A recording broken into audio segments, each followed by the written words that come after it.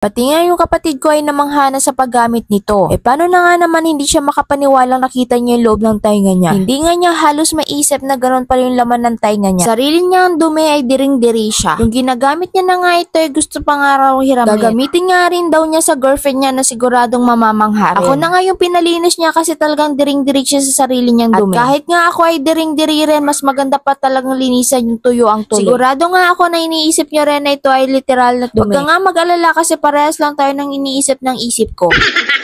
At hindi rin kayang isipin ng isip ko na sa pagkalalaki ng kapatid ko ay madidiri siya. Sa pagkakaalam ko kapag naglalaway ay natatakam. Sa pagkakataong ito hindi naman pagka yung nakikita ko bakit ako'y nalalaway. Order na kayo nito kasi mag-irok na tapos may hiling pa ang indong kaluluwa. Oh, alam mo. Nay, kakadiri. Oh, nay, can you see this? This.